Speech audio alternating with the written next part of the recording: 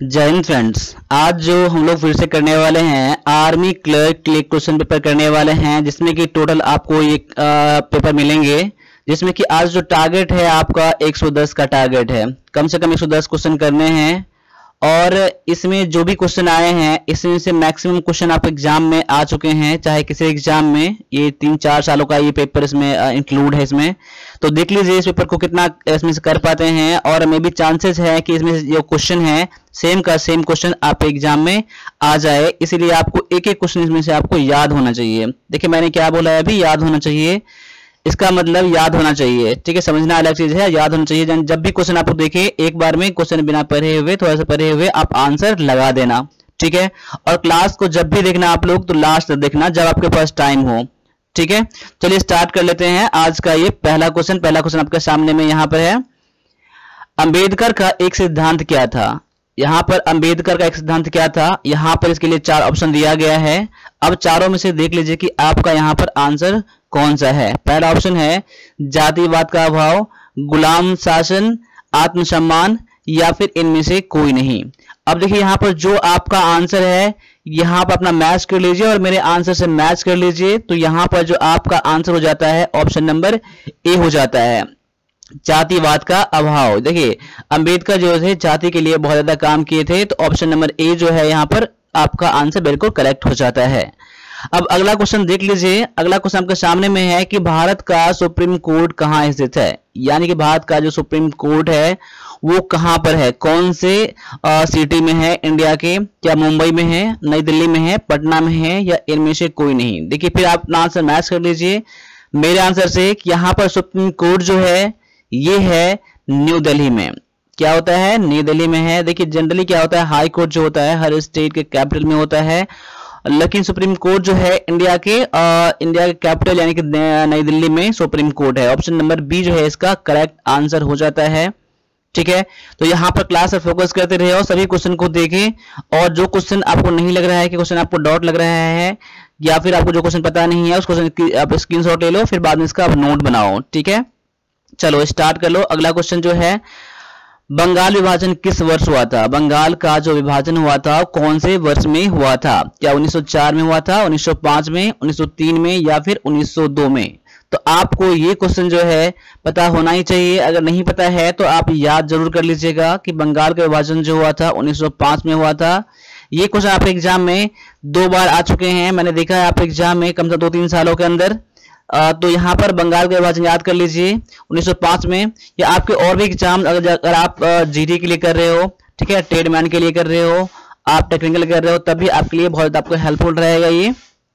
आगे आ जाओ। अगला है भारत का सबसे बड़ा सड़क पुल कौन सा है? देखिए ये सब चीज है स्टैटिक जी का। क्या है? स्टैटिक जी का। स्टैटिक जी के भी पता होना चाहिए। स्टैटिक जी क्या होता है? जो कभी चेंज नहीं होता है। मान लीजिए जनरली ऐसे मान लीजिए जो भारत के प्रथम प्रधानमंत्री थे या भारत के प्रथम राष्ट्रपति थे, ये सब चीज कभी चेंज नहीं होता है। या भारत का राष्ट्रीय फूल क्या है, चेंज नहीं सब होता है। तो इस सब का आपको याद होना चाहिए आपको। जैसे दिवस होता है कि 15 अगस्त को क्या मनाया जाता है, सेना दिवस कब मनाया जाता है, ये सब चीज एक आप नोट कर लीजिएगा आप कहीं से भी, कोई सा बुक से भी, और उसको याद करके रख लीजिएगा। आप एग्जाम में एक क्वेश्चन कम से कम जरूर आता है स्ट्रैटेजी से, जिसमें कि स्पोर्ट्स भी इंक्लूड होता है, ठीक है।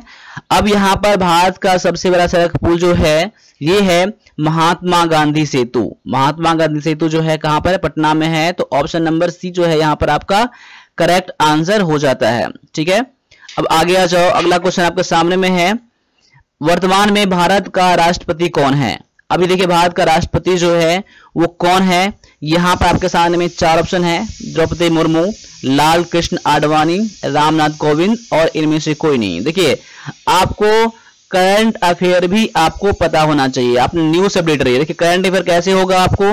तो करंट अफेयर या तो आप मंथली कोई मैगजीन ले लीजिए, या फिर आप न्यूज से अपडेट रहेंगे। आप न्यूज या तो टीवी से अपडेट रहे, या अपने मोबाइल में देखें, या फिर आप न्यूज पेपर यूज करें, ठीक है। तो फिर आपका जीके या मंथली पेपर खरीदने की जरूरत नहीं है, बस आप न्यूज अपडेट रहेंगे तो आपके सारे क्वेश्चन बन जाएंगे। जैसे कभी हाल ही में कुछ ही दिन हुआ है कि द्रौपदी मुर्मू जो है अभी राष्ट्रपति बने हैं। ऑप्शन नंबर ए जो है आपका आंसर यहाँ पर बिल्कुल करेक्ट हो जाता है। अब आगे आ जाइए। अगला क्वेश्चन देख लीजिए क्या है, आपका साइंस क्वेश्चन है। विटामिन सी की कमी से कौन सा रोग होता है। देखिए ये क्वेश्चन जनरली आप एग्जाम में, कई सारे एग्जाम में आते ही रहते हैं, ठीक है। विटामिन सी की कमी से कौन सा रोग होता है। पहला ऑप्शन है बेरी, रतौंधी, स्कर्वी और रिकेट्स। तो यहां पर जो आपका आंसर हो जाएगा ऑप्शन नंबर सी हो जाता है, स्कर्वी होता है विटामिन सी की कमी से। ऑप्शन नंबर सी है आपका यहां पर करेक्ट आंसर। अब आगे देख लीजिए, अगला क्वेश्चन जो है, लोहे का अयस्क क्या है। लोहे का अयस्क क्या है। What is iron ore. अब यहां पर सिनेवार है, हेमेटाइट है, एजोराइट है और बॉक्साइट है। तो यहां पर आपका आंसर जो हो जाएगा ये हो जाएगा ऑप्शन नंबर बी हो जाएगा, जो कि हेमेटाइट है। यहां पर लोहे का अयस्क क्या है, तो हेमेटाइट है। ऑप्शन नंबर बी है आपका यहां पर करेक्ट आंसर। चलो आगे बढ़ जाओ। अगला जो क्वेश्चन आपके सामने में है, मैग्नीशियम क्लोराइड का सूत्र क्या है। मैग्नीशियम क्लोराइड का जो सूत्र है, अब यहां पर आपके सामने में 4 ऑप्शन है, देख लीजिए आपका आंसर क्या है। और ऑप्शन नंबर जो है मैं बताऊंगा, उस आंसर से मैच कर लीजिए कि आपका आंसर सही है या फिर नहीं है। तो मैग्नीशियम क्लोराइड का जो आपका सूत्र होता है ये होता है MgCl2 होता है। ऑप्शन नंबर ए जो है आपका यहां पर करेक्ट आंसर है। देखिए क्लास आपको अच्छा लग रहा है तो क्लास को लाइक जरूर कर देना। देखिए बहुत सारे बच्चे देखिए क्लास देख लेते हैं लेकिन लाइक नहीं करते हैं, बहुत सारे बच्चे क्लास देखते हैं लेकिन सब्सक्राइब नहीं करते हैं। तो पता नहीं आपका ऐसा अच्छा क्यों टेंशन होता है। इसमें कोई आपको यहाँ पैसे पेमेंट नहीं करने की जरूरत होती है, सब्सक्राइब करने से, लाइक करने से। जब क्लास देखते हो तो कम से कम आपका भी कुछ न कुछ ये फर्ज बन जाता है कि सामने वालों को कुछ न कुछ ये दिया जाए। लाइक से क्या होता है, सब्सक्राइब से क्या होता है, हम लोगों को क्या होता है, मोटिवेशन बढ़ता है कि हम लोग आपके लिए कुछ कर पाते हैं, क्या कुछ आपको हेल्प कर पाते हैं। तो इतना तो समझ लीजिए, ठीक है, इतना तो करना आप लोगों को बनता है, जो मेरे नॉलेज में है, मेरे ख्याल में है। अब आगे आ जाओ, अगला जो क्वेश्चन आपके सामने में है कि सेल में कौन सी ऊर्जा पाई जाती है। देखिए सेल में जो होती है वो कौन सी ऊर्जा पाई जाती है, रासायनिक ऊर्जा, विद्युत ऊर्जा, ऊष्मीय ऊर्जा या फिर इनमें से कोई नहीं। अगर आपको तीनों में से लग रहा है कि आपका आंसर नहीं है तो आप अपना आंसर इनमें से कोई नहीं, नन ऑफ दीज चुन सकते हैं अपना आंसर में। लेकिन यहाँ पर जो इसका आंसर है ऑप्शन नंबर ए है, जो कि रासायनिक ऊर्जा है। ऑप्शन नंबर ए है आपका यहाँ पर करेक्ट आंसर। अब आगे देख लीजिए, अगला जो क्वेश्चन आपका 5 क्वेश्चन है वो 5 क्वेश्चन आपके कंप्यूटर से है। देखिए कंप्यूटर जो है आपके लिए इंपोर्टेंट सब्जेक्ट हो जाता है आपके क्लर्क एग्जाम के लिए। तो कंप्यूटर में आप ऐसा बनाओ अपने आप को कि 5 का 5 क्वेश्चन टारगेट करो और 5 का 5 क्वेश्चन बनाओ। लेकिन इन केस में भी हो सकता है कि 4 क्वेश्चन कम से कम तो बनना ही चाहिए, आप लोगों का 4 क्वेश्चन कम से कम बनना चाहिए। इसके लिए आप जितना सारा मैंने क्लास करा दिया है यहाँ पर यूट्यूब पर, उस क्लास को सारे कर लेना आप। और साथ साथ जो हमारे पास एक PDF है जिसमें करीब 800 से 900 क्वेश्चन है, आप वो ले लेना। वो ये 198 क्वेश्चन है, आपके सारे क्वेश्चन बन जाएंगे आपके क्लर्क एग्जाम में, ठीक है। तो इतना जरूर कर लेना आप लोग। आगे आ जाओ, ALU का अर्थ क्या है। देखिए ALU का फुल फॉर्म क्या है, ALU। अब यहाँ पर ऑप्शन दिया गया है 4। अब देख लीजिए यहाँ पर क्या है। तो जनरली जिसका कंप्यूटर थोड़ा सा भी अच्छा होगा इनका मतलब पता जरूर होगा, ठीक है। ये फुल फॉर्म सभी को पता होना चाहिए। इसका जो आंसर हो जाता है वो क्या हो जाता है, ऑप्शन नंबर ए हो जाता है, जो कि दिया गया है अरिथमेटिक लॉजिक यूनिट होता है इसका करेक्ट आंसर, जो कि ऑप्शन नंबर ए में दिया गया है, ठीक है। क्लियर है, आपका आंसर ऑप्शन नंबर यहाँ पर ए है। अगला क्वेश्चन देख लीजिए, अगला क्वेश्चन क्या है, किसी भी कंप्यूटर सिस्टम का दिमाग क्या होता है। अब कंप्यूटर सिस्टम का जो ब्रेन होता है कंप्यूटर का, वो क्या कहलाता है, कौन सा पार्ट कहलाता है, ब्रेन कहलाता है। तो यहाँ पर ऑप्शन है ALU, CPU और मेमोरी दिया गया है यहाँ पर। अगर आपको तीनों में से लग रहा है कि इनमें से ब्रेन नहीं कहा जाता है तो अपना आंसर आप नन ऑफ द एबव चुन सकते हैं, नन ऑफ दी चुन सकते हैं, लेकिन इसका आंसर इसमें है इंक्लूड। तो यहाँ पर इसका आंसर जो है ऑप्शन नंबर यहाँ पर बी है, जो कि दिया गया है CPU। यानी CPU को क्या कहा जाता है, ब्रेन ऑफ कंप्यूटर कहा जाता है। क्या कहा जाता है, ब्रेन ऑफ कंप्यूटर कहा जाता है। अब देखिए यहाँ पर कई बार CPU का फुल फॉर्म पूछ लिया जाता है। अभी जस्ट आपने क्या पढ़ा है, ALU का फुल फॉर्म पढ़ा आपने, अरिथमेटिक लॉजिक यूनिट पढ़ा है आपने।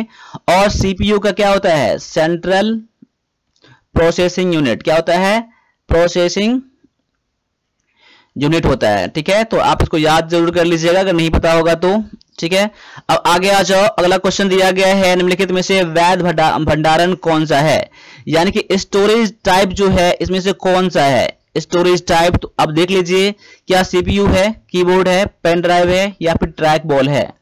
तो यहाँ पर जो आपका स्टोरेज डिवाइस यहाँ पर है, स्टोरेज का यूज टाइप है, ये है आपके ऑप्शन नंबर सी में कि पेन ड्राइव को क्या कहा जाता है, तो स्टोरेज टाइप कहा जाता है। तो आपका आंसर यहाँ पर ऑप्शन नंबर सी हो जाता है। ठीक है, अब यहाँ पर सीपीयू का फुल फॉर्म पता है आप लोगों को, और सीपीयू सेंट्रल प्रोसेसिंग यूनिट है, और कीबोर्ड जो है ये है आपका एक इनपुट डिवाइस है। कई बार आपका पूछ लिया जाता है आपका ट्रैक बॉल क्या है, ट्रैक बॉल भी आपका क्या है, एक इनपुट डिवाइस है। ठीक है, तो ये आप लोगों को पता होना चाहिए। ठीक है, इनपुट डिवाइस है।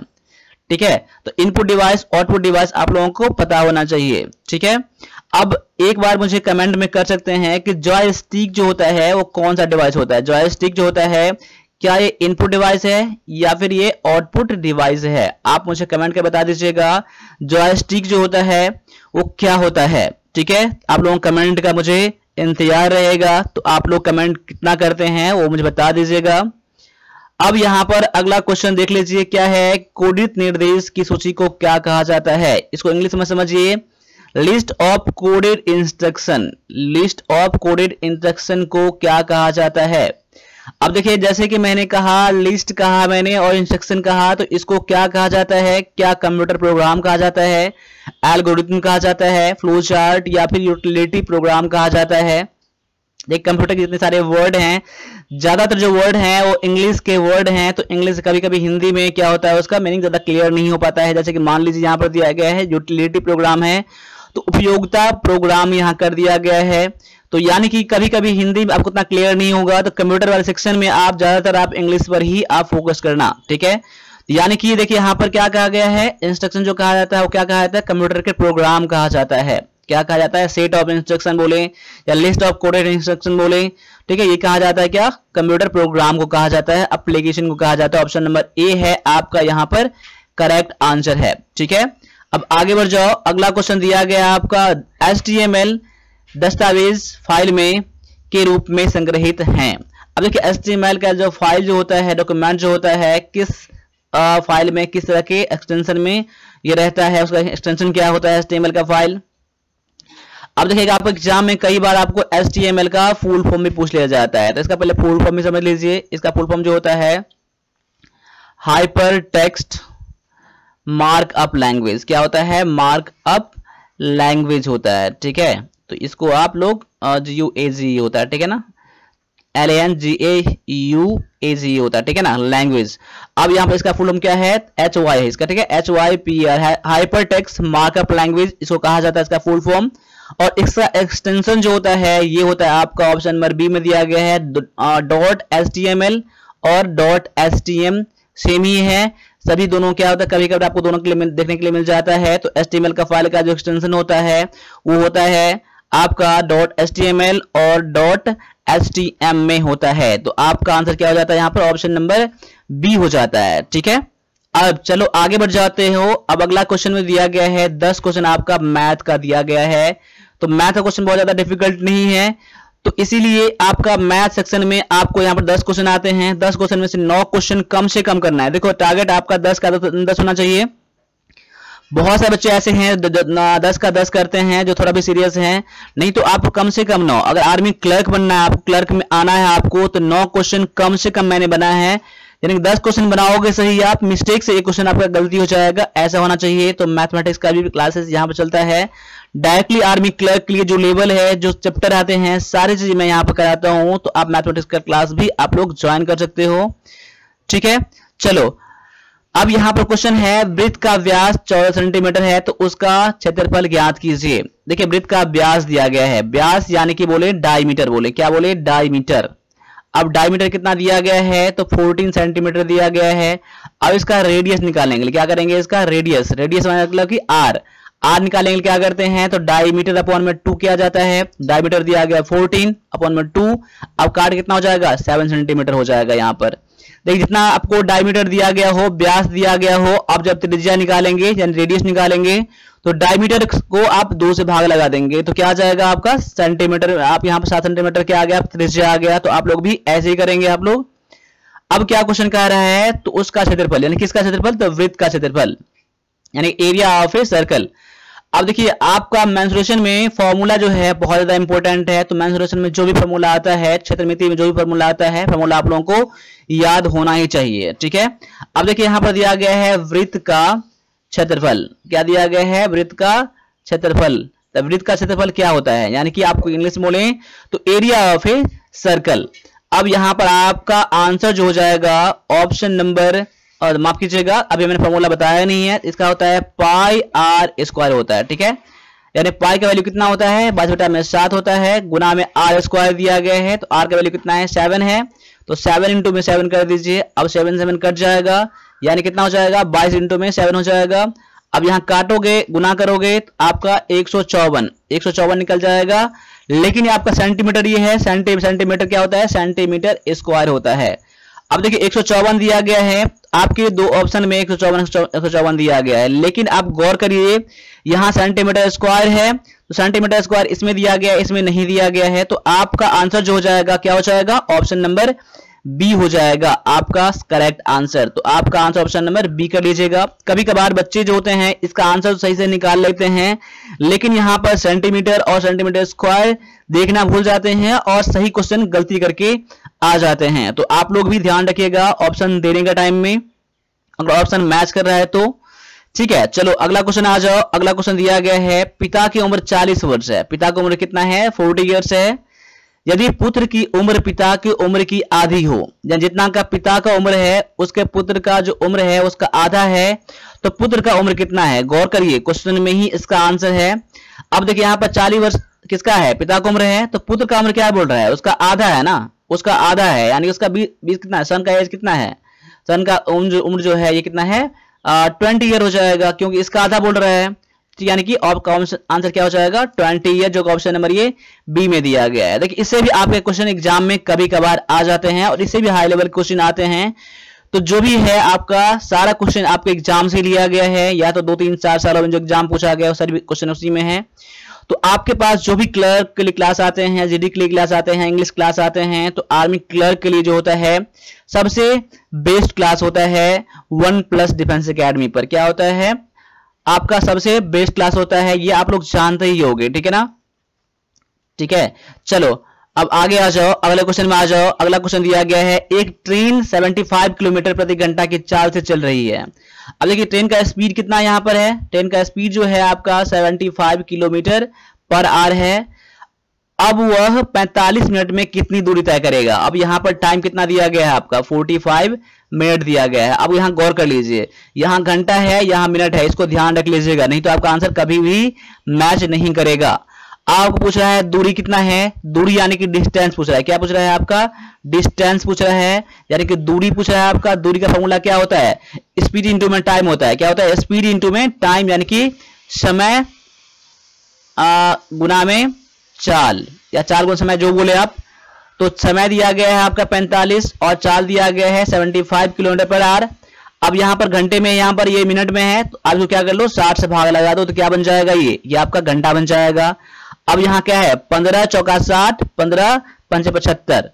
आपको कट रहा है? नहीं कट रहा है। अब यहां पर नहीं कर रहा है यहां पर, तो 45 पंचे कितना हो जाएगा? 5 पंचे 25 और 5 चौका 20, 2 22 बटा में 4 हो जाएगा। तो कितना हो जाएगा? ये 5 चौका 20, 6 चौका 24 और 4 दूना 8, इतना हो जाएगा 56.25 हो जाएगा। आपका आंसर जो ऑप्शन नंबर ये इतना में दिया गया है। इसका डिस्टेंस कितना है? तो 56.25 किलोमीटर आपका यहां पर आंसर हो जाता है। तो देखिए यहां पर जो फॉर्मूला यहां पर देखिए, अगर आपको डिस्टेंस का फॉर्मूला पता है कि स्पीड इंटू में टाइम होता है, तो यहां पर आप स्पीड का फॉर्मूला क्या निकालोगे? तो डिस्टेंस अपॉन में क्या कर दोगे?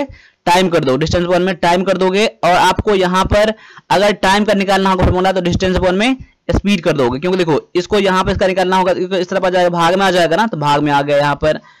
ये फॉर्मूला आपको पता होना ही चाहिए आप लोगों को, ठीक है। तो मैथ का जो भी फॉर्मूले आते हैं, फॉर्मूला पर ही मैथ बनता है, तो आपको ये चीज पता होना चाहिए, ठीक है। अब आगे आ जाओ, अगला क्वेश्चन दिया गया है a + b = 7 और a × b = 10। तो a - b का वैल्यू कितना होगा? देखो ये क्वेश्चन जो है आपका फॉर्मूला पर भी बनता है, आपका a + b का होल स्क्वायर कर लो या फिर a - b का होल स्क्वायर कर लो, तभी फॉर्मूला निकल जाएगा। लेकिन ये तरीका जब आपका लंबा हो जाएगा, लेकिन आप ऐसे निकाल लो, दो संख्या ऐसा है जिनको जोड़कर 7 है और दो संख्या वही संख्या क्या है गुना करने पर 10 हो जाता है, तो आपका आंसर क्या हो जाएगा। अब देखिए दो संख्या आपने मन से ढूंढ लिया आप लोग, तो ये आपको फॉर्मूला लगाने की कोई जरूरत नहीं पड़ेगी। अब देखिए दो संख्या मैं ढूंढता हूं, एक 3 और एक दूसरा 2, तो यहां पर कितना हो जाएगा 3 2 और ये गलत हो जाएगा आपका, एक मैं मान लेता हूं 5, एक मान लेता हूं मैं 2। अब देखिए 5 और 2 को जोड़ने पर कितना होता है, देखिए 5 और 2 को जोड़ने पर कितना हो जाएगा, यहां हो जाएगा आपका 7 हो जाएगा, ठीक है। और यहां पर 5 और 2 को मैं गुना करूंगा तो कितना हो जाएगा 10 हो जाएगा, तो संख्या क्या हो जाएगा आपका 5 हो जाएगा, 1 हो जाएगा, 2 हो जाएगा। अब देखिए 5 ये है माइनस में 2 ये है, अब दोनों घटाने पर कितना होगा, दोनों घटाओगे तो कितना हो जाएगा 3 हो जाएगा। तो आपका आंसर क्या निकल जाएगा, ऑप्शन नंबर डी निकल जाएगा। देखो कितना आसान सा क्वेश्चन था। क्वेश्चन देख के डिफिकल्ट आप मत कर बनाइएगा, आप लोग एक बार सोच के दिमाग लगाइएगा तो आपका यहां पर आंसर निकल जाएगा, ठीक है। अब आगे आ जाओ, अगला जो आपके सामने में क्वेश्चन है ये ट्रिगोनोमेट्री का क्वेश्चन है। तो ट्रिगोनोमेट्री क्वेश्चन देख लीजिए क्या कह रहे हैं। अब यहां पर है cos थीटा अपॉन में 1 प्लस में साइन 90 डिग्री, ठीक है, इक्वल टू 1 अपॉन में 4। अब यहां पर दिया गया है cos थीटा, इसको बनाओ आप, ठीक है। 1 प्लस में साइन 90 डिग्री का वैल्यू कितना होता है, तो 1 होता है, अपॉन में बराबर में 1/4। अब यहां दिया गया है cos थीटा अपॉन में 2 बराबर में 1/4 यहां पर है। अब 2 से काटो, 2 दूना में 4, यानी कह सकते हैं कि cos थीटा बराबर में कितना हो जाएगा 1/2। अब यहां पूछ रहा है थीटा का वैल्यू कितना है। अब सोचो यहां पर cos कितना डिग्री का मान 1/2 होता है। तो सबसे पहले आप लोगों को ट्रिगोनोमेट्री का जितना सारा फार्मूला है वो याद कर लीजिएगा, प्लस में इसका जो वैल्यू है ट्रिगोनोमेट्री वैल्यू जो होता है उसको भी आप लोग याद कर लीजिएगा, ठीक है। वैल्यू पर फॉर्मूला पर एग्जाम में क्वेश्चन आते हैं आपके एग्जाम में। तो यहां पर आप गौर कर लीजिए कि cos 60 डिग्री का वैल्यू कितना आता है, 1/2 आता है। तो कह सकते हैं कि यहां पर थीटा का वैल्यू कितना हो जाएगा 60 डिग्री हो जाएगा, जो कि ऑप्शन नंबर ये डी में दिया गया है, ठीक है। तो आपका आंसर यहां पर क्या हो जाएगा, ऑप्शन नंबर डी यहां पर हो जाएगा। क्लियर यहां पर हो जाता है आपका आंसर। मैं उम्मीद करता हूं कि इसमें कोई डाउट आपका नहीं होगा। अब आगे आ जाओ, अगला जो क्वेश्चन है 15 टोकरी 45 दिनों में बनाते हैं तो 110 टोकरी कितने दिन में बनाएंगे। अब यहां पर 15 टोकरी 45 दिनों में बनाया जाता है। देखिए 15 टोकरी जो बनता है, यानी बास्केट मैं कर देता हूं 45 दिन में, ठीक है, 45 दिन में। तो एक बास्केट यानी एक टोकरी कितना दिन बनाएगा, 45/15 हो जाएगा। अब आपको कितना टोकरी है, 110 टोकरी है, तो 110 टोकरी बनाने के लिए कितना लगेगा, 45/15 गुना में 110। अब देखो यहां पर 15 तिया 45, 110 तिया में 330 दिन लग जाएंगे। कितना लग जाएंगे, 330 दिन। यानी कि एक टोकरी बनाने में यहां से भी काटोगे तो कितना हो जाएगा, 3 दिन लग जाएगा, ठीक है। तो 110 टोकरी में कितना बनाने में लगेगा, तो 110 गुना में 3 कर दोगे तो आपका 330 निकल जाएगा। तो आपका आंसर ऑप्शन नंबर ये सी में दिया गया है ये, ठीक है। यहां पर इस तरह से आपका आंसर ऑप्शन नंबर सी हो जाता है। तो मैं भी उम्मीद करता हूं कि आपका भी आंसर यहां पर ऑप्शन नंबर सी ही हुआ होगा, ठीक है। चलो अब आगे आ जाओ, अगला जो क्वेश्चन आपके सामने में है कि 1500 रुपए का 7% वार्षिक ब्याज की दर से 3 वर्ष का साधारण ब्याज कितना होगा। अब देखिए साधारण ब्याज का फॉर्मूला क्या होता है, सिंपल इंटरेस्ट का फॉर्मूला क्या होता है, PRT अपॉन में 100, यानी कह सकते हैं मूलधन गुना दर गुना समय बटा में 100, ठीक है। अब यहां पर आपका मूलधन कितना दिया गया है 1500, आपका रेट दिया गया है आप कितना 7%, और यहाँ है आपका टाइम दिया गया है 3% और 3 ईयर। तो आपका साधारण ब्याज का फॉर्मूला निकाल लोगे आप लोग ना, यहाँ के 1500 गुना में आर दिया गया है 7 और टाइम दिया गया है आपका 3 अपॉन में 100 कर दोगे। अब देखो 0 0 कट जाएगा, 15 से 105 दिया में 315 हो जाएगा आपका यहाँ पर आंसर, जो कि ऑप्शन नंबर ये ए में दिया गया है, ठीक है। इसमें कुछ नहीं था, इसमें फॉर्मूला था, इसलिए कि फॉर्मूला कितना ज्यादा मस्ट है, पता होना चाहिए। सिंपल इंटरेस्ट का फॉर्मूला आप याद कर लो, आप कंपाउंड इंटरेस्ट का यानी चक्रवृद्धि ब्याज का फॉर्मूला याद कर लो, आप कुछ अलजेब्रा का फॉर्मूला, ट्रिगोनोमेट्री वैल्यू और मेंसुरेशन का सारे फॉर्मूला याद कर लीजिए। इतना से आपका सारा क्वेश्चन बन जाएगा आपके क्लर्क एग्जाम में, ठीक है, आगे आ जाओ। कोई धन 16 वर्षों में दुगुना हो जाता है, 16 वर्षों में दुगुना हो जाता है, तो उसकी दर क्या है? अगर धन दोगुना हो जाता है, यानी मान लीजिए धन लगाया था 1 रुपया, अब कितना हो गया? 2 रुपया हो गया। पहले लगाया था 1 रुपया, अब हो गया 2 रुपया, यानी कि 2 रुपया जो है इसमें ब्याज भी है और मूलधन भी है एक। अगर मान लिया जाए पहले धन था 2, अब हो गया 4, तो 2 तो इसमें भी शामिल है ना, ये वाला, यानी ब्याज तो यहां पर 2 है, तभी तो उसका 2 और 2 4 बन गया यहां पर ना। इस बात को समझिएगा। अब देखिए यहां पर मैं मान लेता हूं धन कितना था, यानी मूलधन कितना था, तो 1 था, तो यहां पर SI भी यहां कितना हो जाएगा? 1 ही हो जाएगा ना, तब तो यहां पर दोगुना हो जाएगा ना, 1 करके 2 दोगुना हो जाएगा उसका धन। क्लियर है? और यहां पर टाइम दिया गया कितना आपको? तो 16 वर्ष दिया गया है, 16 ईयर दिया गया आपका। आपको रेट पूछ रहा है, तो रेट का फॉर्मूला क्या होता है? SI इंटू में 100 अपॉन में P इंटू में टाइम होता है। ठीक है, SI दिया गया 1, ये हो जाएगा 100 अपॉन में P हो जाएगा 1 और टाइम हो जाएगा 16। अब 16 छक 96, एक एक तो कट जाएगा यहाँ पर, 16 छक 96, 16 दूना 32, 16 पंच 80, इतना परसेंट क्या हो जाएगा? 6.25, यानी कि 6.25% क्या हो जाएगा आपका? दर प्रतिशत हो जाएगा, जो कि ऑप्शन नंबर ये बी में दिया गया है। तो आपका आंसर यहां पर क्या हो जाएगा? ऑप्शन नंबर बी हो जाएगा। देखिए फॉर्मूला कुछ नहीं था यहां पर, SI का फॉर्मूला जो कि क्या होता है? SI बराबर क्या होता है? PRT अपॉन में 100 होता है। इसी से आप लोग क्या P का भी फॉर्मूला निकाल लीजिएगा, प्रिंसिपल का भी, रेट का भी और टाइम का भी निकाल लीजिएगा। सब में क्या होता है? प्रिंसिपल बराबर निकालोगे तो SI इंटू में 100 अपॉन में रेट इंटू टाइम, रेट का निकालोगे तो SI इंटू में 100 अपॉन में P इंटू टाइम, जब टाइम निकालोगे तो SI इंटू में 100 इंटू में P इंटू में रेट, यानी कि प्रिंसिपल इंटू में रेट हो जाएगा। क्लियर यहां पर हो जाता है आपका आंसर। यहां पर आगे आ जाओ, अगला क्वेश्चन आपके सामने में है। दो वृत्तों की दो त्रिज्याओं का अनुपात 4:5 है, तो उनके क्षेत्रफल का अनुपात ज्ञात करो। उनके क्षेत्रफल का अनुपात क्या होगा? अब देखिए क्वेश्चन याद कर लीजिए इस तरह से। आपको देखिए वृत्त का क्षेत्रफल क्या होता है? पाई आर स्क्वायर होता है ना। अब यहां पर मान लीजिए कि पहले का त्रिज्या 4 है, दूसरे का त्रिज्या 5 है। सपोज कर लीजिए, मान लीजिए इस चीज को। अब देखिए यहां पर अगर त्रिज्या दिया गया है तो क्षेत्रफल में क्या होता है? त्रिज्या का स्क्वायर हो जाता है ना। देखिए मैं समझाने के लिए समझा रहा हूं आपको, आप क्वेश्चन तो एक ही लाइन में बन जाएगा, लेकिन मैं हमेशा की तरह आपको समझा रहा हूं कि याद कैसे रहेगा क्वेश्चन। देखिए अगर त्रिज्या दिया गया है, रेडियस दिया गया है आपका 4 इस पहले का और दूसरे का 5 दिया गया है, तो उसके क्षेत्रफल का जब अनुपात निकालना होगा तो क्या करोगे? तो क्षेत्रफल क्या होता है इसका? वह फॉर्मूला तो पाई आर स्क्वायर। तो इसमें क्या हो जाएगा? पहले का क्षेत्रफल ये, दूसरे का क्षेत्रफल क्या हो जाएगा? पाई आर स्क्वायर ये हो जाएगा। तो पहले का त्रिज्या दिया गया है 4, देखो यहाँ पाई पर तो कट जाएगा, यहाँ पर तो पाई का वैल्यू ही नहीं रहेगा आपका यहाँ पर। तो पहले का त्रिज्या है 4, तो 4 का स्क्वायर कर लो और 5 का स्क्वायर कर लो नीचे में, 16 अपॉन में 25, यानी कि आपका आंसर क्या हो जाएगा? क्वेश्चन नंबर सी हो जाएगा। लेकिन देखो गौर करो इसमें क्वेश्चन में, अगर आपका यहां पर त्रिज्या का अनुपात हो तो क्षेत्रफल का अनुपात निकालने के लिए डायरेक्टली क्या कर देंगे? स्क्वायर कर देंगे। कभी कभी क्या होगा? कभी कभी क्षेत्रफल का अनुपात दे देगा तो त्रिज्या का अनुपात पूछेगा आपको, तो डायरेक्टली इसका रूट अंडर कर दोगे। मान लीजिए दो क्षेत्रफल की त्रिज्याओं का, दो क्षेत्रफलों का जो अनुपात, वृत्त के दो क्षेत्रफल का अनुपात जो है 16:25 है, इसके त्रिज्या का अनुपात क्या होगा? क्वेश्चन आपका ऐसा भी आ सकता है। तो डायरेक्टली क्या कर दोगे? रूट अंडर में 16, रूट अंडर में 25 कर दोगे, यहां हो जाएगा 4:5 हो जाएगा। यही आपका यहां पर आंसर हो जाएगा, जो कि ऑप्शन नंबर ये सी में। क्लियर है? क्वेश्चन ऐसे भी आपके एग्जाम में आते हैं। अगला क्वेश्चन देखो, यदि कोई व्यक्ति 45 किलोमीटर प्रति घंटा की औसत चाल से चले तो दी गई दूरी 40 मिनट में तय कर लेता है, वह किस चाल से चले ताकि यात्रा 30 मिनट में पूरा हो जाए? पहले को 30 मिनट में पूरा करने के लिए दूरी कितना है ये आपको पता होना चाहिए ना। तो पहले तो दूरी निकाल लो, दूरी यानी कि डिस्टेंस निकालो। देखिए दूरी का फॉर्मूला क्या होता है? चाल गुना में समय होता है, यानी कि कह सकते हैं स्पीड इंटू में टाइम होता है।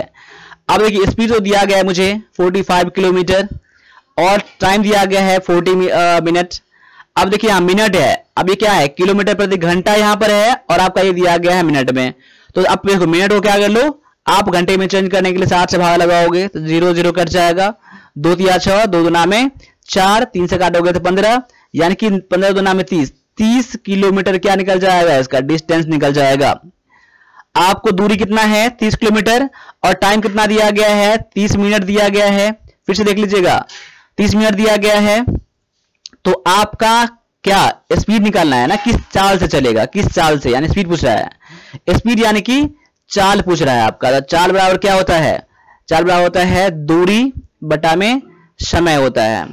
अब यहां दूरी दिया गया है आपका 30 किलोमीटर और समय दिया गया है 30 मिनट, लेकिन देखिए किलोमीटर आपका ये है और आपका आंसर किलोमीटर प्रति घंटा में आएगा। तो मिनट को क्या करेंगे हम लोग, मिनट, ये मिनट है ना 30, इसको 60 से भागा लगा देंगे, यानी अब 60 क्या ऊपर आ जाएगा ना ये वाला, 30 बटा में 30 गुना में 60 हो जाएगा। तो 30 कट जाएगा, तो 60 किलोमीटर प्रति घंटा क्या हो जाएगा आपका यहाँ पर आंसर हो जाएगा। ऑप्शन नंबर ये बी में दिया गया है। देखिए यहाँ पर कितना ज्यादा क्लियर आपका यहाँ पर आंसर है।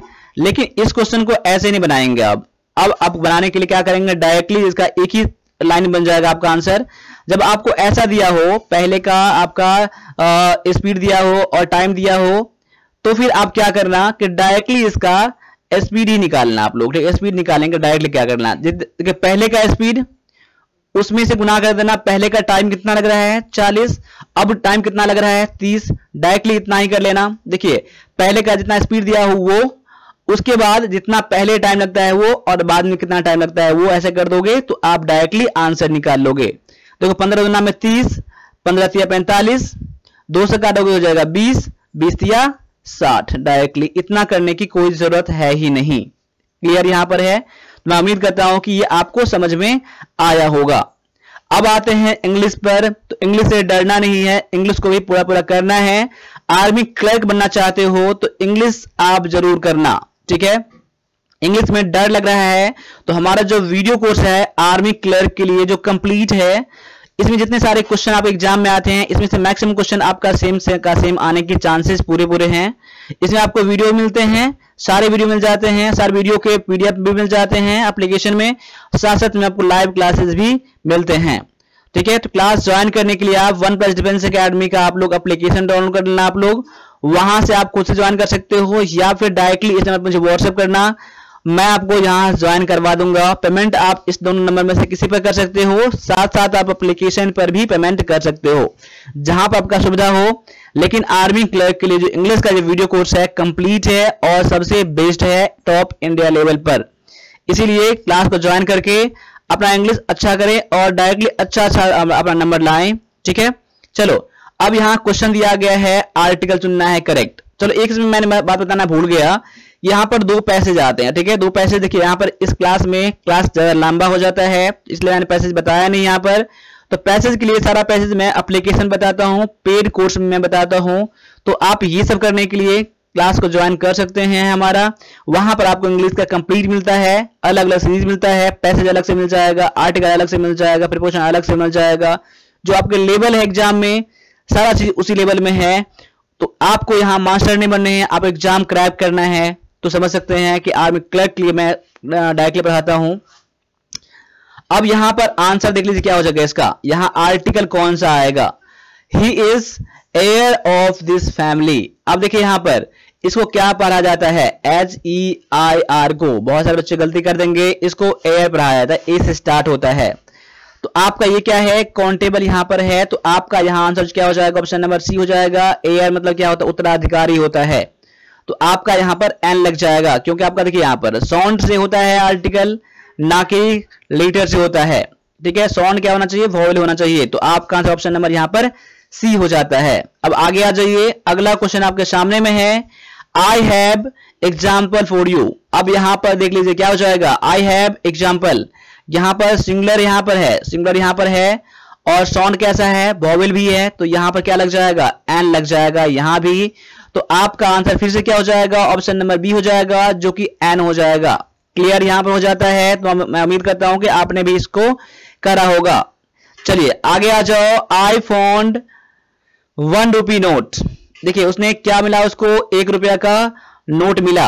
अब यहां पर क्या करोगे, द 1 रुपी नोट, या फिर ए, या फिर एन, या फिर नो आर्टिकल करोगे। तो यहां पर आपका आंसर जो हो जाएगा ऑप्शन नंबर बी हो जाएगा। यहां पर ए लग जाएगा। देखो यहां पर ए क्यों लग जाएगा, क्यों, ONE में साउंड कैसा है, वो पढ़ते हैं हम लोग, क्या पढ़ते हैं वो, ना कि आप लेटर से जाएंगे। लेटर से जाओगे तो वॉवेल में क्या होता है, AEIOU होता है। तो यहां पर इसको याद रखो, लेकिन साउंड देखो साउंड क्या आ रहा है, अ से लेकर अ ई ए आई क ख नहीं, अ आ ई उ और ए आई ओ तक क्या होता है, वॉवेल होता है। ठीक है, चलो आगे आ जाओ। अगला जो क्वेश्चन आता है, ये क्वेश्चन है आपका प्रीपोजिशन से। प्रीपोजिशन फिल करिए। यहां पर क्या है, we should look our babies. अब यहां पर we should look our babies, अब कहने का सेंटेंस यहां पर क्या है कि हम लोगों को अपने बेबी का ध्यान रखना चाहिए, देखभाल करना चाहिए। देखिए एक आपके वर्ब में जब आपका एक प्रीपोजिशन ऐड हो जाता है तो उस वर्ब का मतलब चेंज हो जाता है, इसका मीनिंग चेंज हो जाता है। देखिए लुक मतलब क्या हो, देखना होता है, लेकिन लुक आफ्टर मैं कर दूंगा तो क्या हो जाएगा, लुक आफ्टर मतलब क्या होता है, देखभाल करना। तो वही बात है, देखभाल करना। तो आपका यहां पर ऑप्शन नंबर सी हो जाएगा, लुक आफ्टर यहां पर हो जाएगा। ठीक है, यहां मीनिंग देखिए क्या है, उसके अकॉर्डिंग आप लोग आंसर चुनिएगा। आगे आ जाओ। All of us are fond singing melancholy song. देखिए हम लोगों को शौक क्या है, बहुत अच्छा सा सुरीला सा, बहुत अच्छा सा गाना गाने का चाहत है, आदत है, शौक है। तो अब यहां पर फॉन्ड के बाद कौन सा प्रीपोजिशन लेगा। देखिए एग्जाम में आ चुके आपके सेम का सेम क्वेश्चन है। देखिए आप फॉन्ड ऑफ होता है, क्या होता है, फॉन्ड ऑफ, कोई चीज का शौक, क्या होता है, शौक के लिए फॉन्ड ऑफ का यूज किया जाता है। जो कि ऑप्शन नंबर ये ए में दिया गया है, तो इसीलिए आपका आंसर क्या हो जाएगा, ऑप्शन नंबर ए हो जाएगा। आप याद कर लीजिएगा, फॉन्ड ऑफ का मतलब होता है किसी चीज का शौक होता है। ठीक है, चलो आगे आ जाओ। अगला क्वेश्चन आपके सामने में है फिर से, I will think the matter. अब यहां पर आई विल थिंक, अब देखिए जो भी प्रीपोजिशन यहां पर फिल करोगे, एक बार फिल करके यहां पर सेंटेंस को पढ़ के देख लेना, क्या आपको ये सही लग रहा है, इसका मीनिंग सही आ रहा है, पढ़ने में अच्छा लग रहा है। तो ये सब जाने के लिए आपको रीडिंग करना होगा। ठीक है, रीडिंग करके आप ये जान सकते हो कि सेंटेंस यहां पर ठीक बैठ रहा है नहीं बैठ रहा है। ठीक है, आपके पास कोई भी नॉवेल हो, ठीक है, नॉवेल हो, न्यूज़पेपर हो, मोबाइल पेपर हो, लेकिन रीडिंग जरूर करो। रीडिंग करने से क्या होता है, आपका जो मुंह का जो आदत होता है, सही सही बोलने की आदत लग जाती है। जैसे आप गलत वर्ड पढ़ते हो ना, तो वहां पर आपको लगता है कुछ ना कुछ यहाँ पर मैंने गलत करा है। तो आपको ये चीज कब होगा, जब आप रीडिंग करोगे तब। ठीक है, आप इंग्लिश में आप क्रैक करना चाहते हो, पास करना चाहते हो, अच्छा नंबर लाना चाहते हो, तो आपको ये सब चीज करना ही पड़ेगा। I will think, I will think, अब यहां पर क्या हो जाएगा, आई विल थिंक अबाउट यहां पर हो जाएगा, क्या हो जाएगा, अबाउट यहां पर हो जाएगा। I will think about the matter हो जाएगा, ऑप्शन नंबर बी हो जाएगा। किसी चीज के बारे में सोचना, किसी बारे में ख्याल करना, ऑप्शन नंबर बी आपका यहां पर करेक्ट आंसर है। अब आगे आ जाओ। अगला जो क्वेश्चन आपका है, सेंटेंस आपको ढूंढना है, आपका क्या, तो यहां पर अरेंज करना है आप लोगों को, क्या अरेंज करना है, यहां पर आपको ढूंढना है कि आपका आंसर क्या है, कौन से इसमें आपका आंसर है। देखिए यहां पर आपका आंसर क्या हो जाएगा, I wish I am the richest person in the whole wide world, no error. आपको कोई एरर नहीं मिल रहा है तो आप आंसर ऑप्शन नंबर डी चुन सकते हैं। यही कहा जा रहा है, अगर आपको कोई एरर नहीं मिल रहा है तो आप आंसर ऑप्शन नंबर डी चुन लीजिए। अब यहां पर देखिए आपका आंसर क्या हो जाएगा, ऑप्शन नंबर आपका यहां पर ए हो जाएगा। अब ए क्यों हो जाएगा, क्योंकि आई wish I M, I wish I M. अब क्या यहां पर है, आई विश आई एम की मतलब मैं अगर सबसे रिचेस्ट पर्सन होता है वर्ल्ड का, देखिए आपका कल्पना किया जा रहा है, तो आई विश के साथ यहां पर आई एम लगता है, यहां पर वेयर लगता है। अब देखिए यहां पर सिंगुलर नंबर है, यहां पर है सिंगुलर है, यहां पर है, तब भी आप लोग वेयर का यूज करते हो, तो वेयर यूज किया आया था। ऐसे कंडीशन में जब आपको लगता है कि ये कल्पना अब ये चीज पूरा नहीं हो सकता है, ऐसा उस कल्पना है कि मैं दुनिया का सबसे रिचेस्ट पर्सन होता, ये चीज पूरा होना संभव नहीं है उनके लिए, इसीलिए यहां पर वेयर का यूज किया गया है। तो आपका आंसर ऑप्शन नंबर ए हो जाएगा इस तरह से। अगला क्वेश्चन देख लो क्या है, she is confident to win the gold medal this time, no error. फिर से आपको एरर नहीं मिलेगा तो आप ऑप्शन नंबर डी चुन सकते हैं, लेकिन यहां पर एरर है, तो एरर कहां पर है देख लीजिए, थोड़ा टाइम ले लीजिए। She is confident to win the gold medal this time. अब यहां पर आपका आंसर क्या है, ऑप्शन नंबर बी में है। अब बी में ढूंढिए क्या है, आपके लिए थोड़ा टाइम और दे दिया गया है। तो आपका आंसर क्या हो जाएगा, कॉन्फिडेंट के साथ ऑफ लगता है, कॉन्फिडेंट ऑफ होता है, क्या होता है, कॉन्फिडेंट ऑफ यहां पर होगा, टू के बदले में क्या हो जाएगा, ऑफ। अब ऑफ का यूज करोगे तो यहां विन नहीं रहेगा, यहां क्या हो जाएगा, विनिंग यहां पर हो जाएगा। ठीक है, तो आपका आंसर क्या हो जाएगा, I she is confident of winning the gold medal. इस बार क्या है, वो उसका पूरा विश्वास है कि इस बार वो गोल्ड मेडल जीत लेगी। ऑप्शन नंबर आपका बी है आपका यहाँ आंसर बिल्कुल करेक्ट। तो आपने भी इसी को करा होगा, नहीं तो आपको समझ में आ गया होगा आराम से। आगे आ जाओ, अगला जो क्वेश्चन है, the whole country was suffering by a financial crisis, no error. आप देखिए, आप एरर पता कर लीजिए, पता चल गया होगा एरर तो बहुत अच्छी बात है, नहीं तो सेंटेंस को आराम से पढ़िए और देखिए कि आपका एरर कहां पर है। The whole country was suffering by a financial crisis, तो आपको एरर मिल जाएगा, फिर से ऑप्शन नंबर बी मिल जाएगा। तो यहां पर सफर के साथ क्या लगता है, सफर बाय नहीं होता है, सफर क्या होता है, सफर फ्रॉम होता है, कोई चीज से सफर करना, तकलीफ होना, दिक्कत होना, सफर फ्रॉम होता है। तो यहां पर बाय नहीं, यहां पर हो जाएगा फ्रॉम हो जाएगा, जो ऑप्शन नंबर ये बी में हो जाएगा। ठीक है, क्लियर है, आगे बढ़ जाओ। अगला क्वेश्चन आपका दिया गया, आपका एक सेंटेंस रीअरेंजमेंट से, पैराजंबल से, पीक्यूआरएस से, तो आपको यहां पर अरेंज करना है। देख क्या यहां पर है, आई विल बी बेटर, उसके बाद ये आपको पीक्यूआरएस को अरेंज करके यहां फिट करवाना है, उसके बाद अब सेंटेंस आपका ये है। देखिए क्या यहां पर है, आई विल बी बेटर। अब बेटर के बाद क्या आ सकता है, देखिए बेटर के बाद I will be better to a few then enroll. अब यहां पर क्या है, बेटर के बाद टू तो ठीक है यहां पर, लेकिन ये फ्यू देन एनरोल, यहां पर कोई इसका मीनिंग नहीं निकल रहा सेंटेंस का यहां तक में, इसलिए आपका यहां पर ये पी नहीं होगा। तो यहां पी से आपका स्टार्ट नहीं होगा, और ऑप्शन में ये पी से स्टार्ट होने वाला कोई नहीं दिया गया यहां पर। I will be better to provide quality education, I will be better to provide, अगर मैं ऐसा लेके चलता हूं तो आपका क्यू से स्टार्ट हो रहा है, इसका मीनिंग भी निकल रहा है आपका। देखो पीक्यूआरएस के लिए मैंने 2 क्लास 3 क्लास मैंने बता रखा है यूट्यूब पर हाल ही में, इससे पहले तो नहीं देखा है, तब जाकर देख लीजिएगा। और मैं उम्मीद करता हूं कि अगर क्लर्क की तैयारी करते होंगे तो 1+ डिफेंस एकेडमी का जो भी चीज आता होगा उसको आप लोग जरूर स्टडी करते होंगे। क्या है, यहां क्यू से स्टार्ट हो सकता है, क्यू से स्टार्ट होने वाला एक ए में है, एक सी में है। अब आगे भी देख लेते हैं, I will be better them, I will be better them out. जैसे मैं आगे यहां पर आ गया तो यहां पर आपका सेंटेंस आर से मैच नहीं करा, तो आपका आर से भी स्टार्ट नहीं होगा, तो ऑप्शन नंबर आपका बी का भी नहीं होगा। आगे देख लो, I will be better in masses and churn, ऐसे आ गया ना, तो आपका सेंटेंस ऐसे भी स्टार्ट नहीं होगा, कि उसका मीनिंग नहीं निकल रहा है यहां पर सेंटेंस का, यहां से यहां तक में आपका ऑप्शन डी भी कट गया है। अब देखिए ये तो कंफर्म हो गया कि आपका आंसर ए होगा या फिर सी होगा। अब देखिए यहां पर ए या सी होगा। I will be better to provide quality education to a few then enroll, या फिर क्या हो जाएगा, एक तो दिया गया आर, एक तो दिया गया है पी, ठीक है, क्यू के बाद। तो अब मुझे एस तो चेक करना नहीं मुझे, I will be better to provide quality education them out, देखिए यहां पर देम ऑट, जैसे मैंने आद गया देम ऑट, तो देखो ऑट यहां पर कौन सा है, किसके साथ लिया गया, किसी का साथ नहीं लिया गया ना, इनरोल ऑट तो होता नहीं है, तो आर तो होगा नहीं आपका, तो आर वाला तो होगा नहीं आपका, पी के बाद क्यू के बाद आर।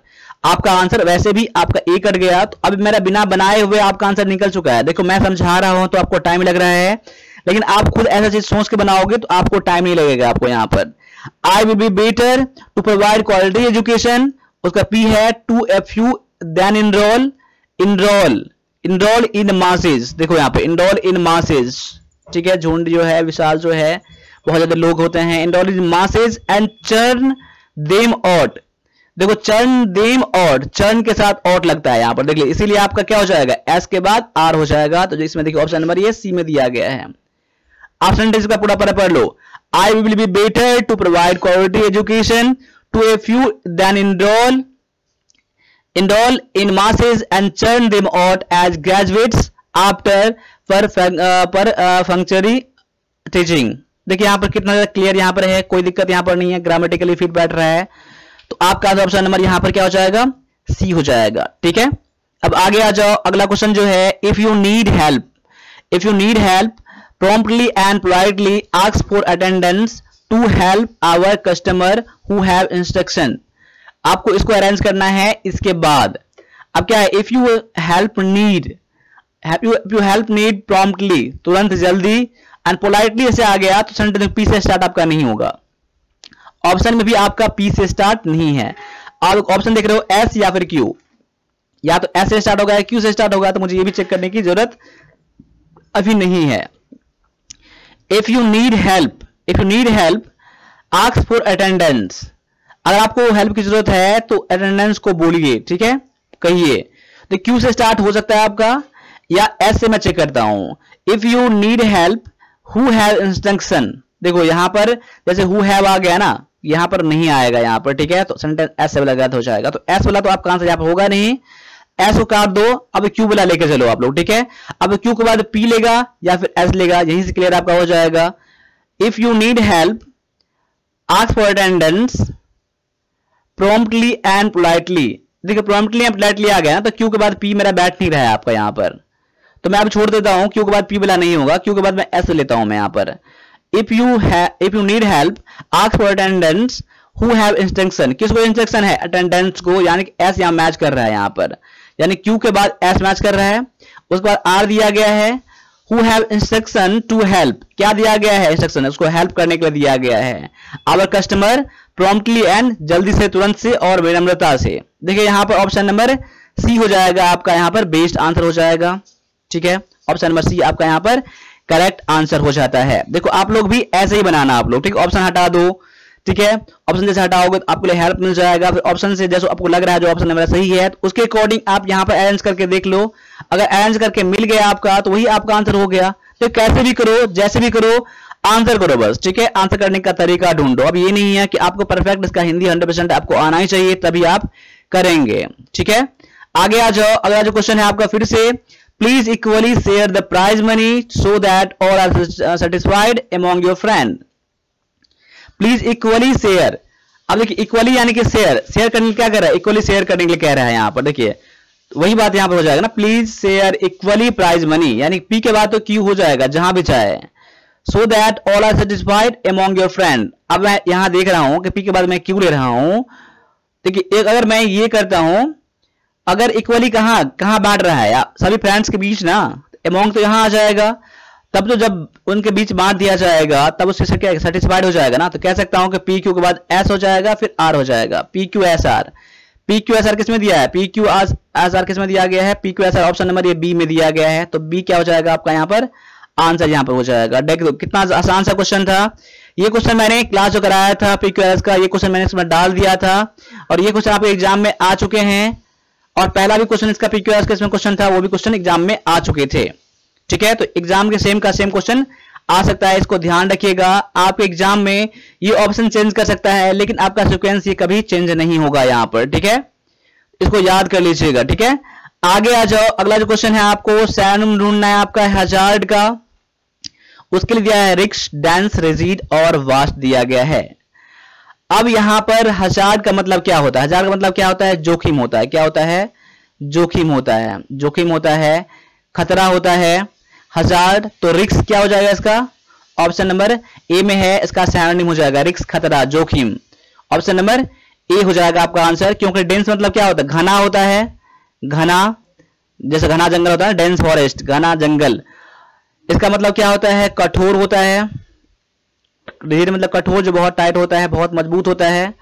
और वास्ट मतलब क्या होता है, विशाल होता है, क्या होता है, विशाल, भारी भरकम जो होता है वास्ट उसे कहते हैं। यानी ऑप्शन नंबर ए जो है आपका यहाँ पर आंसर परफेक्ट बैठ रहा है, बेस्ट मीनिंग यहाँ पर है, तो आपका आंसर ऑप्शन नंबर यहाँ पर ए हो जाता है। अब अगला जो भी क्वेश्चन है आपका सैनोनिम ढूंढना है आपका एडवर्सिटी का। एडवर्सिटी के लिए आपके सामने में ऑप्शन दिया गया है मॉडल, डिफिकल्टी, रिफ्यूज और एग्जाम्पल। अब देखिए यहाँ पर एडवर्सिटी का मतलब क्या होता है, देखिए एडवर्सिटी का मतलब क्या होता है, देखिए यहाँ पर क्लासेस मैंने इंपोर्टेंट मैंने बता रखा है यहाँ पर सैनोनिम एंटोनिम, तो उसको भी जरूर आप लोग कीजिएगा आप लोग। तो एडवर्सिटी का मतलब क्या होता है, एडवर्सिटी के लिए है आपका, एडवर्सिटी मतलब क्या है, मुसीबत होता है, कठिनाई होता है, यहाँ पर मुसीबत बोल सकता हूं मैं, यहाँ पर कह सकता हूं कठिनाई, ठीक है। तो आपका यहाँ पर आंसर जो हो जाएगा ऑप्शन नंबर बी हो जाएगा सैनोनिम में, डिफिकल्टी यहाँ पर हो जाएगा, ठीक है, डिफिकल्टी, ठीक है।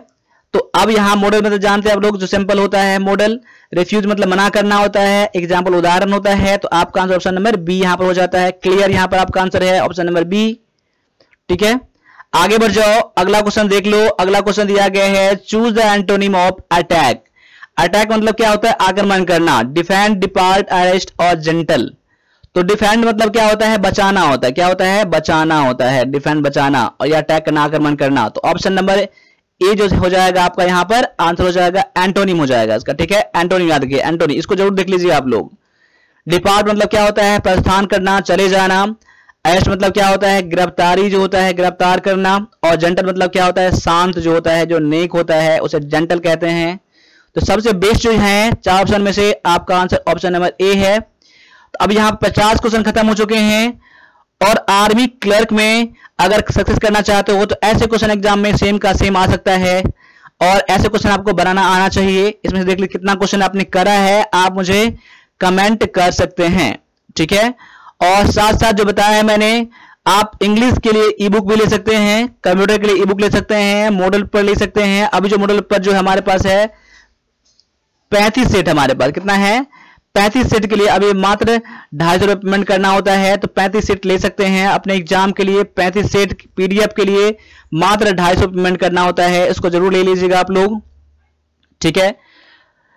चलो अब इंग्लिश के लिए जो वीडियो कोर्स है उसको भी कर लेना, कंप्लीट इंग्लिश है आपका, मैथ का भी कंप्लीट है आर्मी क्लर्क के लिए, ठीक है।